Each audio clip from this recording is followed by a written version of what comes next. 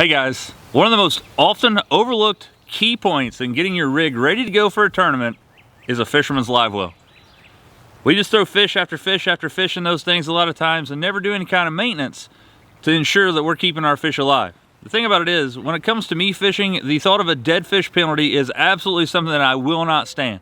I try to keep my fish alive, not only for the preservation of the species and the sport, but I want these fish to go back into the lake the way they came and is just as healthy, if sometimes more healthy, if you're keeping your live wells properly prepared, going back into the lake.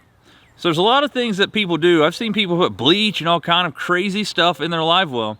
I'm gonna show you guys today a very simple routine using some household items that you can pick up pretty much anywhere for less than 10 bucks.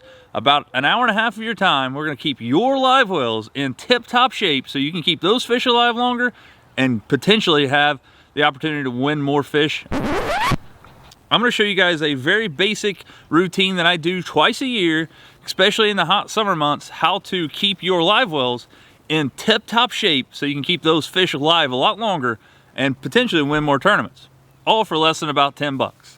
So let's dive into it after this short intro and we'll show you exactly how I do it. Again, this is my technique. It doesn't have to be for you, but I've had some great success using this method and it's very cheap, very easy. So let's get into it. Gotta get your arms way up in a cast and set the hook on smallmouth bass, and then you'll understand.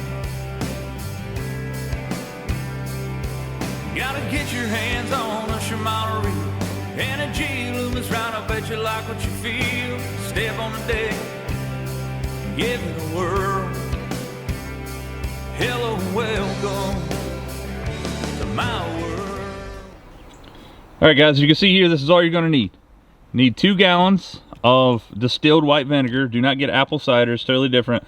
We want distilled white vinegar, 5% acidity, 2 large things of hydrogen peroxide.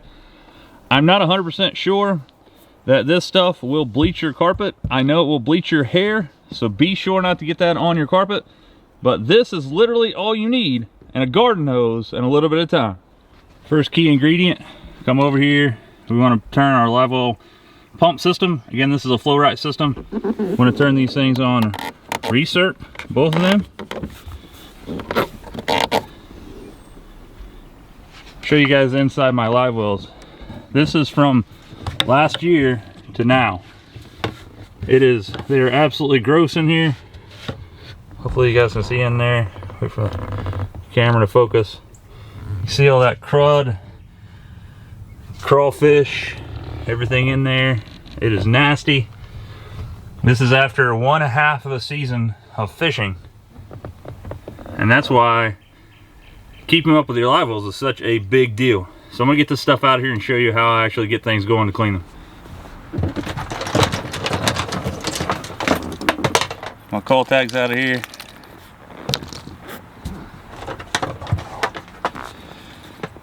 The previous owner of my boat had the audacity to epoxy the screens in the bottom of my live well, which I've seen some dumb stuff. That's pretty dumb. They're literally epoxied in there. You can't get them out, you can't clean them, they won't come out. They're all dented up. But if you can, take the screens out of your live wells. Again, mine are epoxied. Thank you, whoever you are.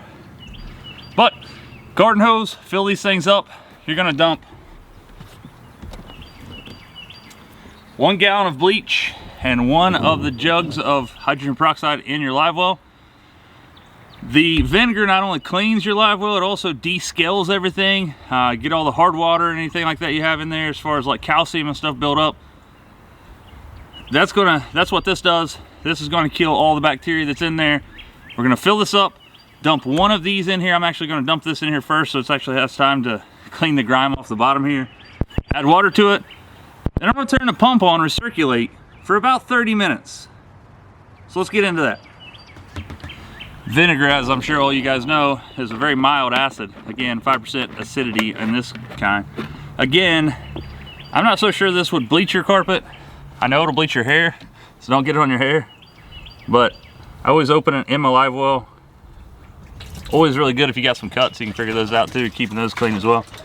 But I'm dumping these both in, 1 gallon and peroxide in one side of the live well. I'll do the other side, fill them both up, and I'll show you how I kick the pumps on, let them run for about half hour or so. And then I'll show you guys how to rinse them out.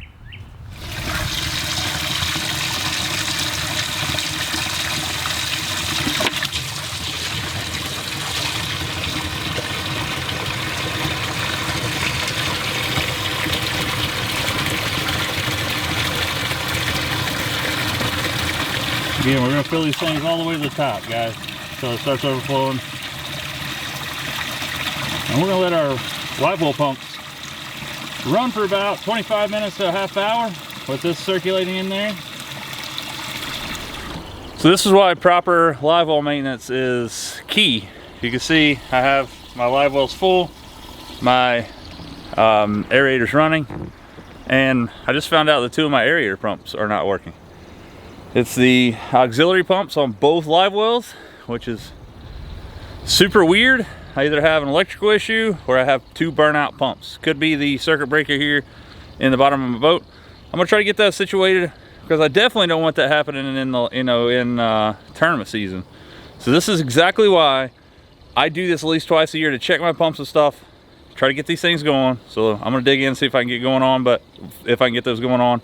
If not, I'm gonna have to replace them here soon before I fish the next tournament.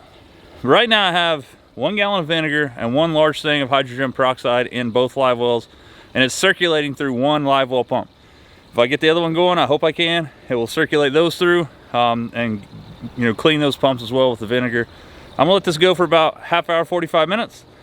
I'm then going to put fresh tap water in there, take a scrub brush, scrub everything that I can get out of there, or at the same time, let it all drain out. Rinse it all again with fresh tap water out of the garden hose. Leave it out here in the sun with the actual live well lids open, and let it sun and air dry to get all that stuff out of there. This thing's been running for about 25 minutes now. I don't know if you guys can see it or not, but there is some absolute gunk floating in there.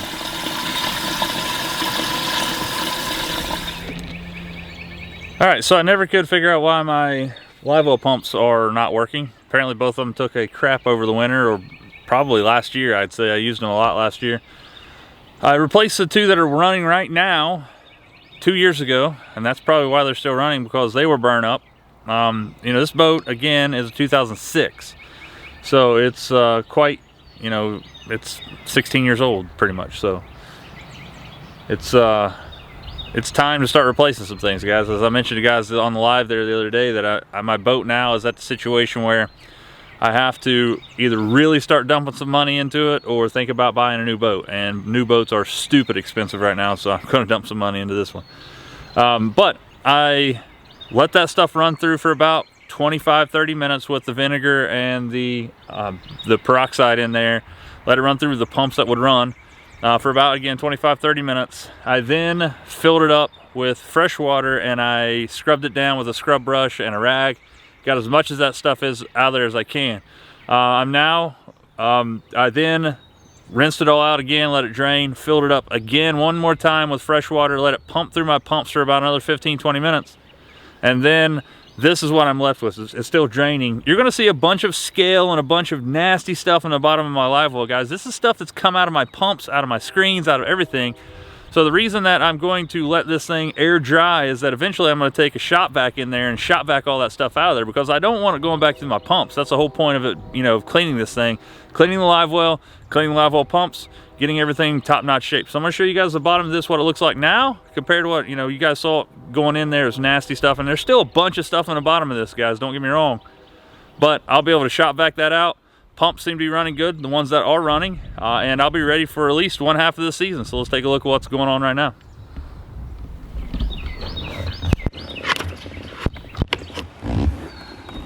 Really tough for you guys to see, I'm sure, but you can see all that crud and all that stuff in there. That's stuff that came out of my live well pumps, out of my live well lines. There's like a lot of, looks like lime scale in there.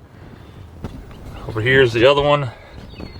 Again, you can see all that junk. That's crazy that it was all, some of that was in my live well already, but most of it came out of the pumps, out of that, those oxygenators back there, just in the grills and things. Pretty amazing stuff. So guys, it's a very simplistic process, but it will save you money in the long run. Not having dead fish, it could save you the opportunity to potentially go to the Bassmaster Classic, guys. Let's face it, if you have dead fish, you're not making it. So that's how I clean it. It may not be for everybody. There may be better ways, but please don't dump bleach and stuff in there. I think that's just over the top. That's way over the top. This has worked for me for years. I do it at least twice a year, especially when it gets hot in the summertime.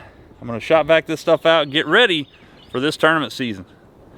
If you guys can, get out there and lean on them. We'll see you next time on another line.